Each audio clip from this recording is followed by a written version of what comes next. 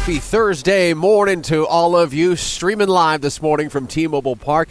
Season number 50, Mimi Jung. This is going to be quite the season ahead. I cannot wait to see these guys back in action. Yes, the boys of summer are back in action. Cleveland Guardians are going to be here tonight. Mariners taking on the Guardians starting at 7:10. And this year, expectations are even higher, of course, after that historic playoff run.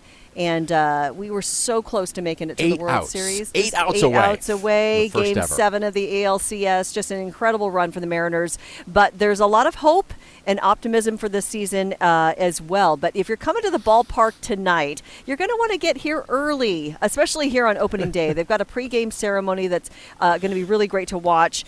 There's a lot of pageantry that happens on opening day. They're rolling out the red carpet for the starting lineup. The team's also going to be unveiling the official AL West Champions banner before the first pitch.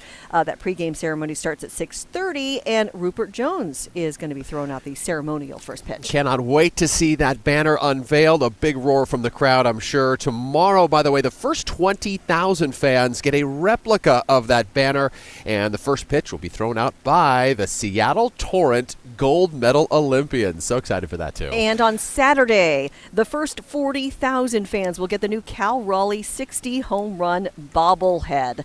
Light rail also opens that day. So if you're headed to the game this weekend, you have another option to get here. Coming from the east side, get to ride that train across Lake Washington. And on Sunday, the Mariners take the field in their brand new Steelheads uniform. They'll be wearing those every Sunday home game. I'm loving that new tradition. Let's get it over to another member of our team, Ariel Arsudo, who is here at the ballpark with us. Ariel, you were at spring training, kind of doing a vibe check with these players. How's everything shaping up for the season?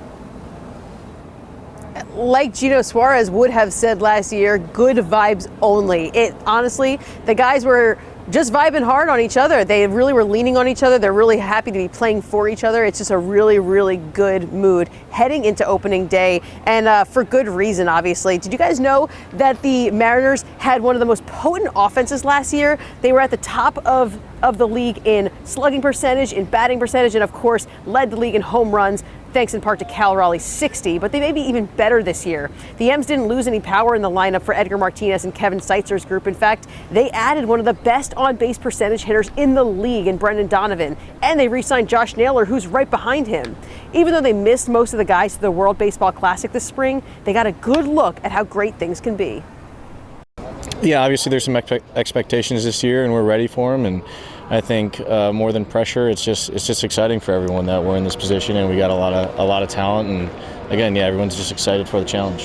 And when you have 7 or 8 of your 9 in the lineup on a given day, we have a pretty good lineup. It's a little harder to see through the fog when you have 2 or 3 in the lineup. So there by the end, I thought it was pretty exciting, especially when we played Cleveland.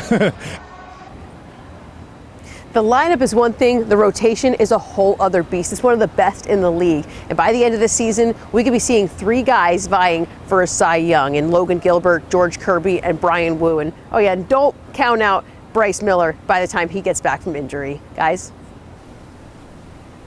Oh, what a lineup. The starting rotation is just fantastic, yet again this season. And it's another reason why you should be watching the Mariners this season for sure.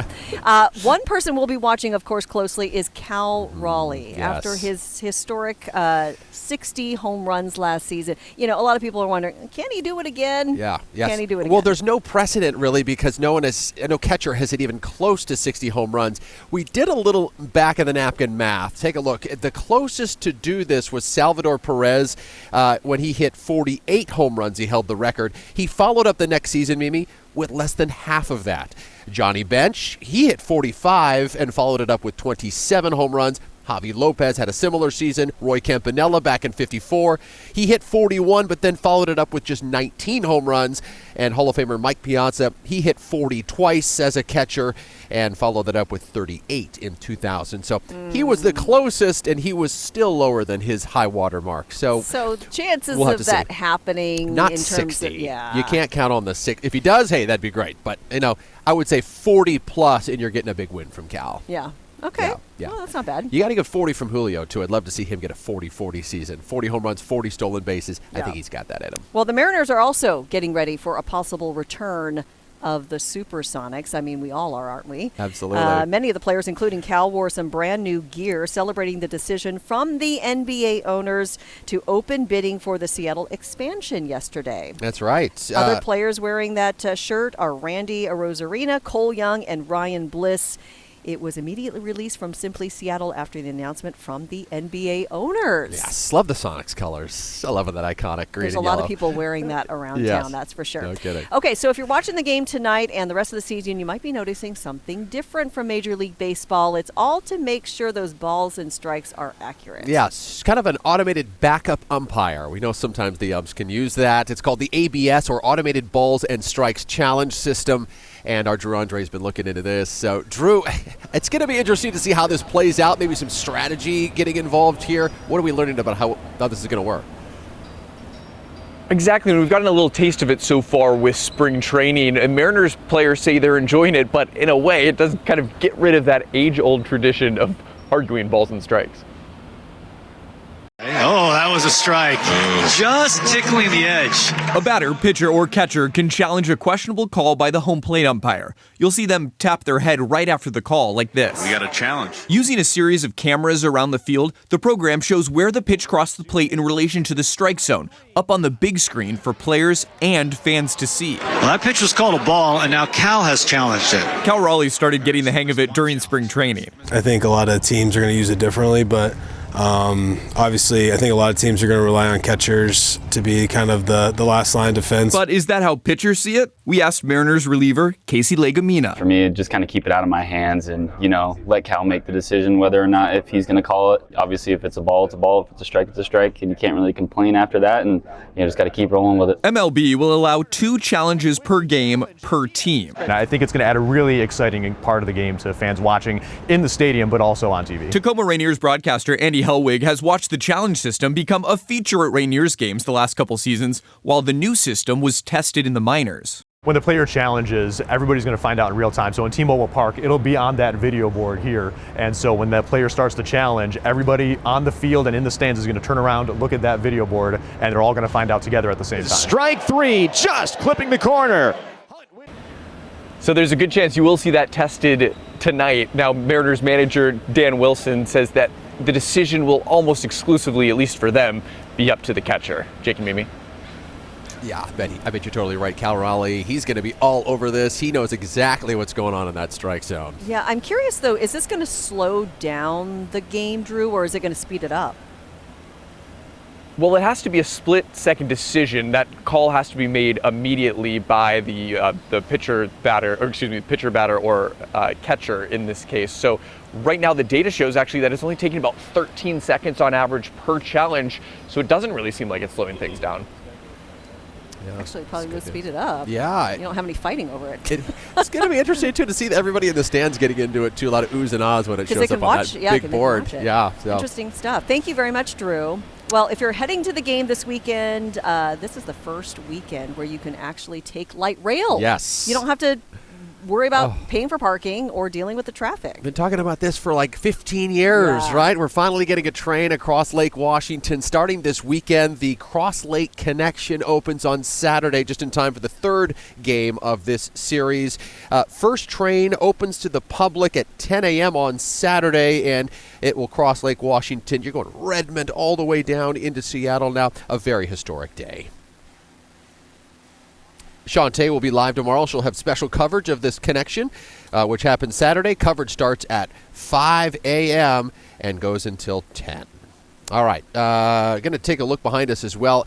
More to talk to when we get to this video board here. Obviously one of the largest in the major leagues, and there's a new feature this year. Yeah, we're talking about this Fire TV. Mariners have a new partnership with Amazon Fire TV to create the world's largest Fire TV inside T-Mobile Park. The screen is 2,500 inches and has advanced LED display technology. Fans can expect crisper and clearer replays during home games this season. So that is pretty cool. Another thing that you can look forward to, or that I always look forward to, are the Mariners digital shorts. You know, the commercials that they do. They're so hilarious, but there's one in particular that is extra funny. So there seems to be a baby boom for the Seattle Mariners, Mimi. Several players are new dads, some relatively veterans, if you will. J.P. Crawford, kind of a vet, but you've got Luke Raley, Josh Naylor, Logan Gilbert, Emerson Hancock, all new daddies.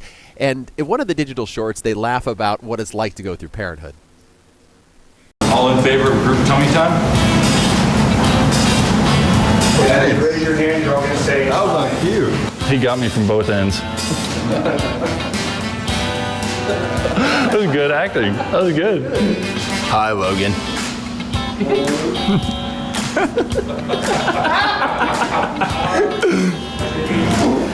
Oh, yeah, blame the baby. Talk to her. Wow. Was there something in the water? Exactly. That's pretty cool. I mean, at least they get to bond over that, right? Yeah, and they're not just talking about, stats in the game. They're talking about, blowouts. Real and life. Time And the blowouts. You're reminding me of those days. Those are traumatic incidents we don't ever forget as parents, that's for sure. Exactly, especially on those airplanes. Like you had an airplane experience. I didn't have an airplane experience. Yeah, it's the worst. So. It's the worst, Right, yeah. We've got a lot more coming up. First of all, have you ever heard of Stitch and Pitch Nights? I'm learning more about this. Yeah, This is interesting. Exactly. It's a beloved fan tradition here at T-Mobile Park, and we're going to hear more about how it all got started coming up in a live interview after this break. Also, it has been 50 years since the Kingdome opened its doors and became the first home of the Seattle Mariners. We're going to hear from fans who were there at the very beginning. Join us on the other side of this break.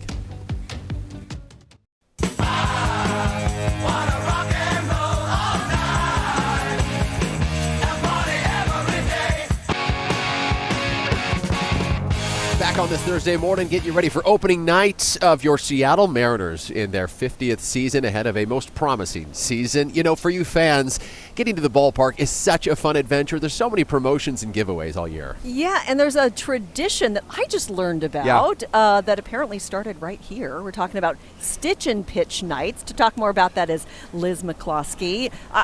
What exactly is this? Well, I'll tell you, it's as old as I am here at the ballpark. This is my 22nd opening day.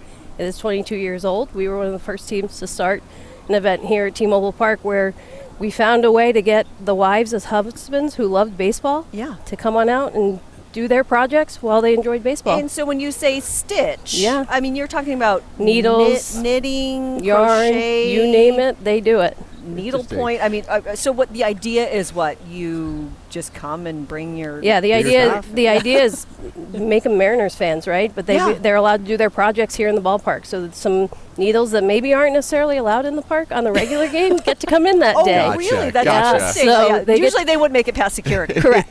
Yes, they would be turned away at the gate. Correct. Yeah. So we've gone out. We've gotten vendors, local vendors that come on out, and stores that participate and sell their yarn here and kind of engage with their community. So it's turned out to be a great event. So are there sections where people are doing this, or is it all over? They sit right up top in the 300 level, and we've covered the baseball mitt with yarn over the years, so it's been a huge success for us. 9 innings. What can you get done in 9 innings if you're a good stitcher? That's a great question. You could probably get half of a jersey done, maybe, if you're good at it. That seems like a lot. If you're working together on it, yeah. Okay, yeah. gotcha. Very fun. Okay, so when is the Stitch and Pitch night this season? Stitch and Pitch is coming up in April. We are sold out. For the first time in a long time, we actually gave out a crochet kit that you're going to stitch your own moose.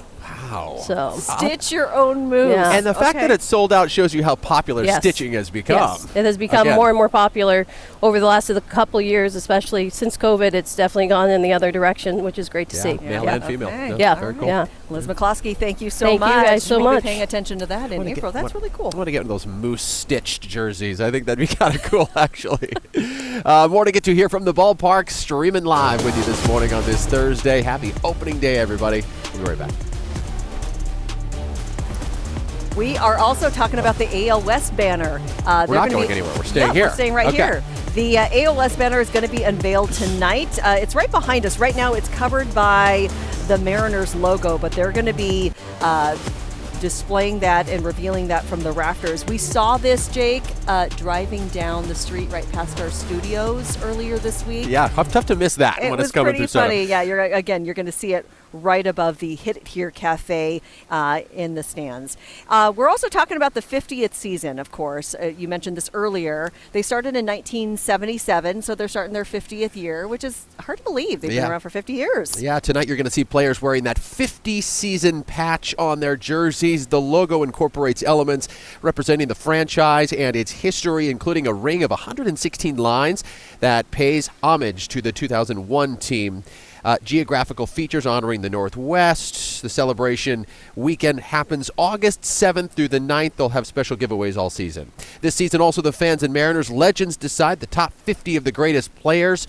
Who are those top 50? You yourself can vote on this on the Mariners website. They're going to release the full 50 on August 8th. Well, I know one person people would be voting for, and that's, of course, Ichiro Suzuki. Yeah, he is a Seattle Mariner icon, and they're going to be honoring him and his legendary career and his 2025 induction into the Hall of Fame with a statue. Cool. They're going to be unveiling that very, very soon. But in order to do that, they had to move Edgar's statue down the street a little bit. So now, once they unveil Ichiro's statue, we're going to see Edgar, Ken Griffey Jr., and Ichiro Suzuki. The Ichiro statue will be unveiled on April 10th. And this is what it looks like. You've got this is it, meme. This is the classic Ichiro jersey the tugging of the sleeve. Yeah, unreal how he did that every time. Yeah, you're going to see that out there. Another Mariners legend that we are honoring this year, Rick Rizzs, the longtime voice of the Mariners. Rick, in his 41st season here as a Mariner, he made the announcement he was going to retire at the end of this season, and he plans to step down to spend more time with his grandkids. Can't blame him for that. He has had a magical ride in Seattle. He is excited to go out on a high note.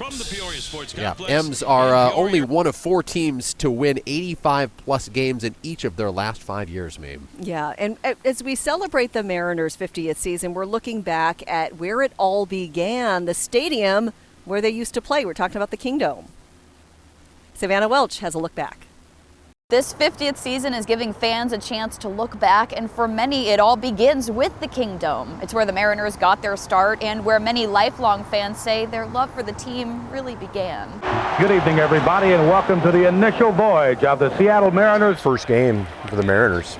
It's 1977. My dad got tickets and we went over to that. It was just a surreal experience as a kid. Randy Perry grew up in Bremerton and still remembers taking the ferry to Seattle with his dad to watch the Mariners play at the Kingdome. He even kept every ticket stub. My dad put the ticket in the program and kept going to games, put the tickets in the program, and I always thought the tickets were they were cooler than the programs, and so I just kept all of my tickets.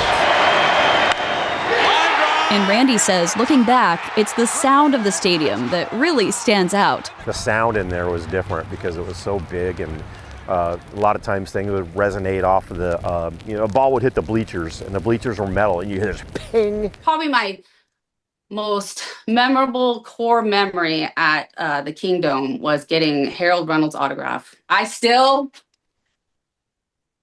have it.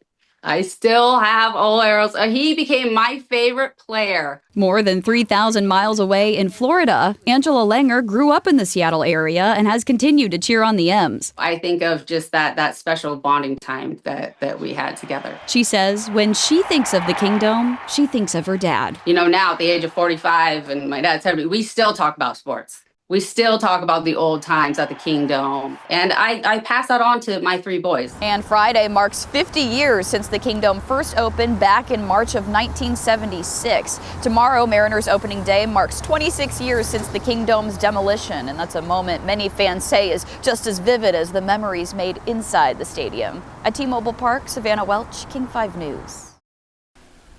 Oh, and so many memories at the ballpark. I had to share a photo of me as a kid here at the Kingdome. I remember How walking. old were you? I want to say I was 12 in this photo. Aww. Yeah, a little innocent face. But you were living in Montana. Yeah, so my folks would bring us to Seattle for Mariners games, did that 3 or 4 times and got to experience the city. I remember walking into the Kingdome and just being like, wow, this is the biggest room you've ever seen. It's just such a feel. And I'm so grateful to have the memories as a kid. Yeah, for sure. And we were asking our people earlier this week to text in photos and memories of the Kingdome. Yeah. And it's fun to see people digging through their archives exactly. to look for photos of the Kingdome. And there's one photo that I saw that had T-Mobile Park and the Kingdome before it was imploded. Impressive. In 2000. Yeah. Coming up next, we're going to talk food, of course. One of my favorite subjects. Of course. We got a preview of the new menu items that are coming to T-Mobile Park this season. We'll show you that right after the break.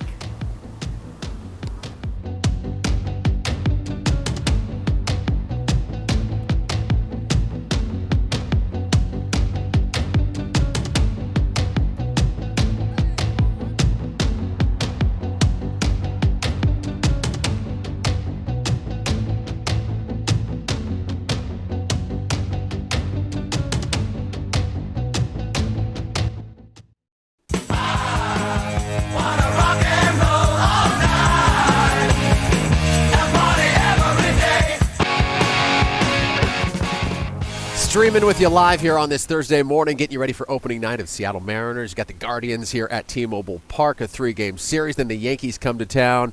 Mimi, this ballpark is in tip-top shape. The crews are out here making sure it's just perfect for tonight. Yeah, and it's beautiful out. I mean, you cannot expect a better forecast for today. Roof is open right now. Blue sky, nothing but blue skies above us, so that's exciting. Gorgeous day. You know, you want to come to the ballpark hungry, Jake. Yeah. At least I do, because there's so many food options to choose from, no matter if you're in the mood for sushi or barbecue or just a giant old hot dog. There's something for everybody. Jake and I got a chance to preview some of the new food items that are coming this season. I honestly don't know where to begin. There is so much more food here than ever before. I had my eye on the sumo dog, and I saw Proshki Proshki. I love Proshki Proshki. I'm going to need a bigger plate. I'm going to start with dessert, with the churros. This one looks like it's the Fluffer Nutter. Cinnamon sugar churro topped with peanut butter, marshmallow fluff, and crunchy peanuts and chocolate. Gentlemen, what's the best thing you got? Point me in your direction here. For me, for Ivor, it's going to be our fish taco. We have a tortilla with our famous Alaskan cod, coleslaw on the bottom, and our new green sauce, avocado poblano ranch. You know you're in Seattle, you got to have Ivor's. You got to have Ivor's somewhere nearby at all times. That's the rule. Basis loaded crab nachos. Now you're speaking my language.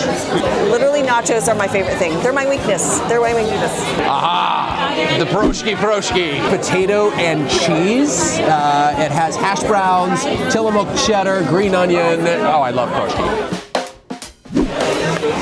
Okay. I cannot believe Here we go. how much food we have. Okay, we have a brisket burger, and we also have mac and cheese, which you can get brisket or pulled pork on top. Is that Ken Griffey Jr.? How you doing?